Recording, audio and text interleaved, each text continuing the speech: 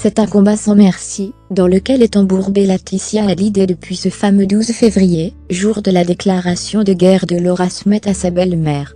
En cause, le contenu du testament de Johnny Hallyday, désignant Laetitia comme seule et unique héritière de sa fortune. L'affaire est désormais entre les mains de la justice qui rendra d'ailleurs, ce vendredi 13 avril, sa décision quant au gel du patrimoine, et au droit d'écoute de l'album posthume du rocker, demandé par Laura et David.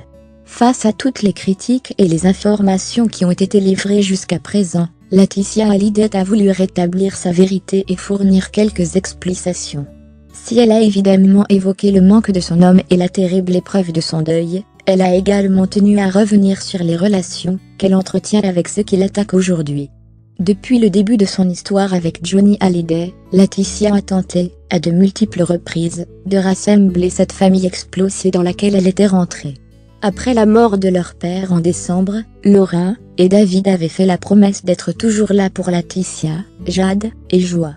Dans son interview Fleuve donnée au Point, elle révèle donc avoir du mal à comprendre tout l'acharnement dont ils font preuve à son égard. Vous savez, moi, je ne téléphone pas beaucoup. J'écris des mots gentils et sincères. On s'en est envoyé tellement /.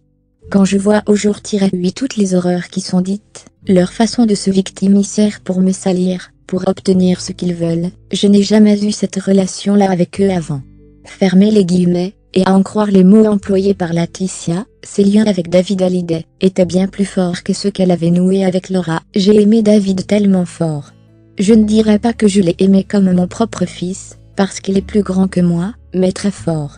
J'ai donné beaucoup d'amour aux premiers enfants de mon mari. Beaucoup de bienveillance, de compréhension.